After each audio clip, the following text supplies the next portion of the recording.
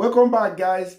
We're going to Germany now to see what's going on there. This is 2025, and there will be a lot of changes to immigration across Europe, depending on how the leaders are seeing things.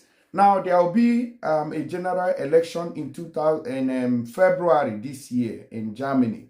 So, and you know that the main point of discussion will always be about immigration. Who will deport immigrants? Who will reduce the influx of immigrants? Who will control immigration?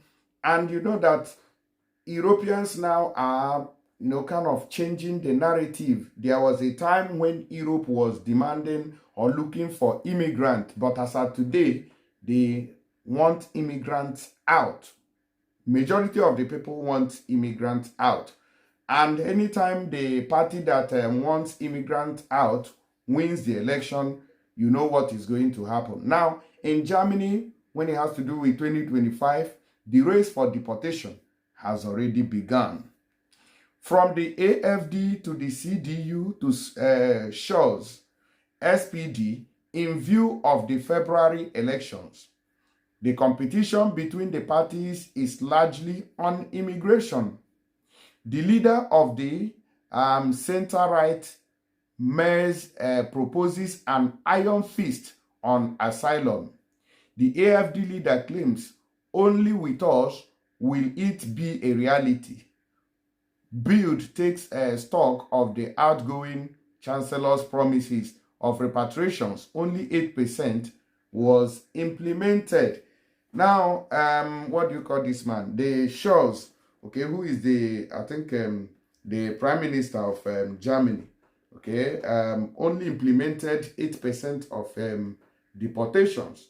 As when, of course, he promised that he was going to do heaven and earth. He was going to deport any immigrant who is not legal, who is not authorized to stay in the country. But he couldn't accomplish it. They say that he only succeeded in doing 8%. And on the other hand, too, in Germany, they say that over 15,000 asylum seekers returned after EU transfers. Now, we are talking, in this case, people who were returned to other countries where they arrived first before seeking asylum in Germany. Others maybe may have succeeded in staying there. But one thing I want to tell you about Germany is that these people are mean. They are mean. Even though other countries do deportation, we don't really hear about it. But Germany will tell you that they are going to deport and they will do it. So, because of these toughened immigration laws, even though the immigration laws are tough in Germany, they still want to make it tougher. They want to use an iron fist on immigration in Germany. So, this, our Nigerian brother here, is going to narrate his story on, kind of reunification. He's married, but the wife is in Nigeria and he's in Germany. So he would like the wife to join him in Germany. But over a year, if I'm not mistaken, since they applied for the reunification, the German government have refused to grant it unto him. That is what a lot of people are passing through. Let us quickly hear from him.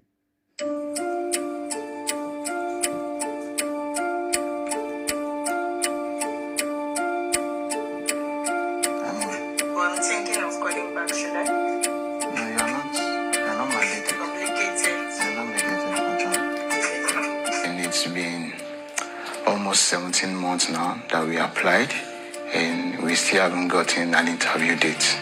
So to be honest, I don't even know what the issue is, but what I know is there's a serious long waiting time, and we are just still waiting.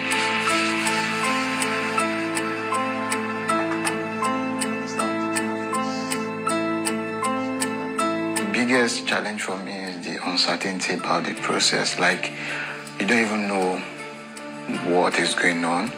You don't know why. All you know is you've applied and you have to wait.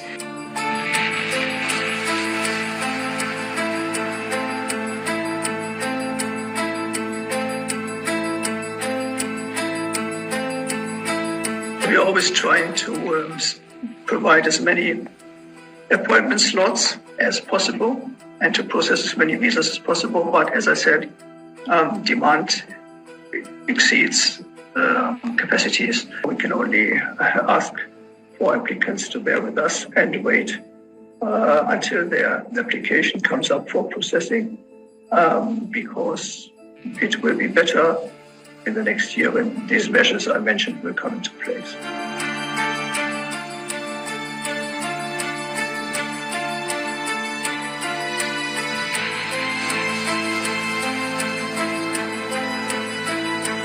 Skilled workers are needed, then I think they should be aided in such a way that reuniting with their family should not be hard. That will actually facilitate their integration into the system. I actually know somebody who actually had to leave the country because of this. He just couldn't take it that much. He couldn't wait any longer.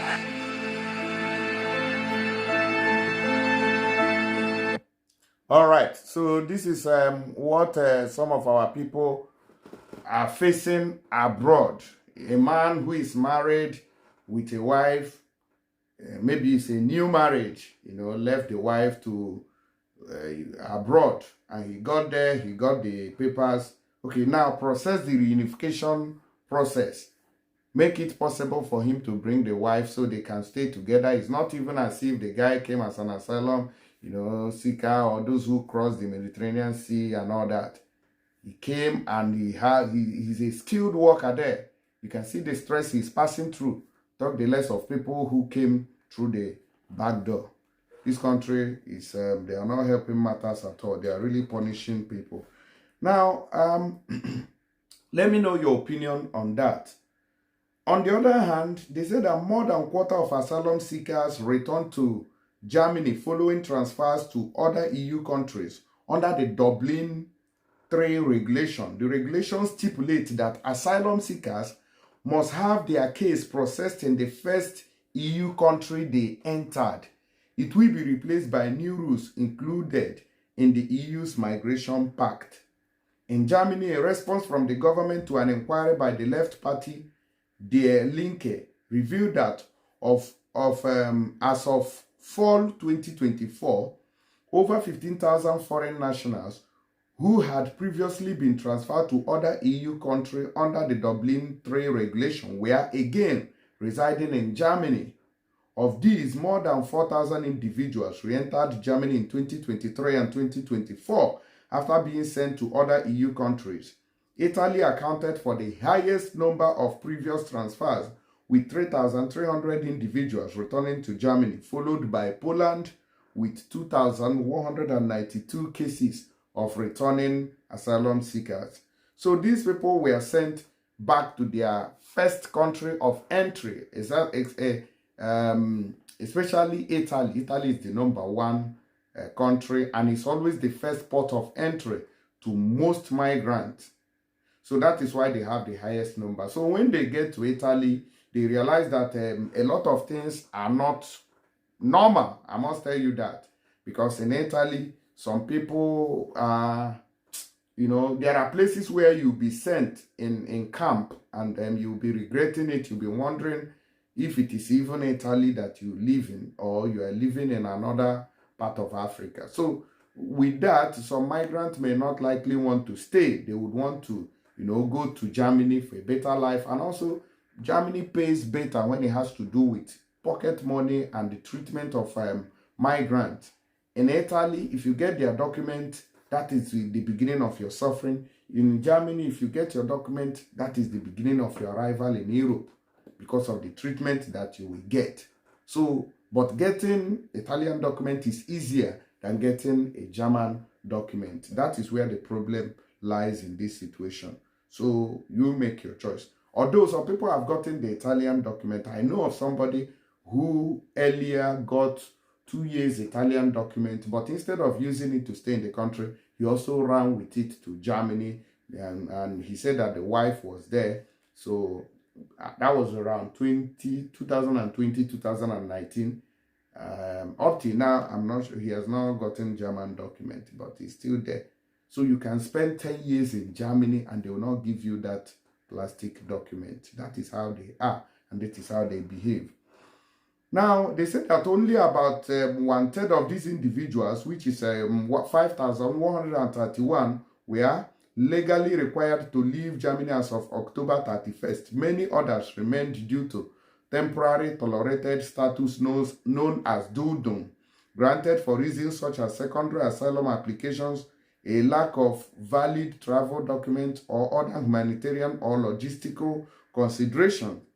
Among these returning to Germany after a Dublin transfer, the largest groups were nationals of Russia, Afghanistan, and Iraq. A total of 1,747 individuals were granted tolerated status while awaiting further resolution of their cases.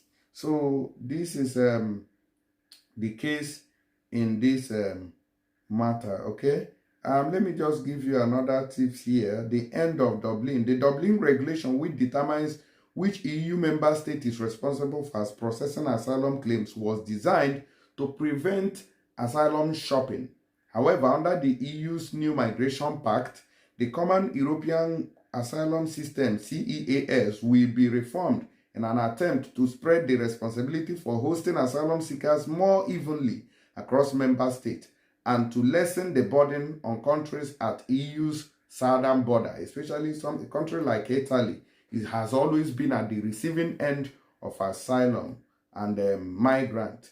The new rules replace the Dublin system, encouraging flexible contributions like relocation, financial aid, or technical support. The Migration Pact introduces a streamlined EU resettlement framework, allowing countries to voluntarily resettle vulnerable refugees from non-EU countries. Okay, so that is another part of this returning migrants to their first country of entry. They're trying to make it more flexible, and so that the countries of first entry can bear less burden and also share migrants with other countries. That's how it's been going.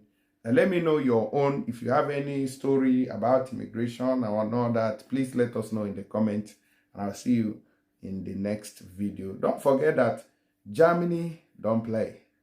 Germany, you can stay there 20 years working, paying taxes, and doing everything. At the end of the day, they will still say no to you. And if you continue to stay, you want to prove stubborn, the person may end up being deported. That is their system there. So guys, don't forget to use Send to send money to Nigeria. It's a very reliable app. The rate is very high. And use my promo code to get additional money on the money that you are sending. This app is available on App Store and Google Play Store. Thank you, and God bless you. Bye-bye.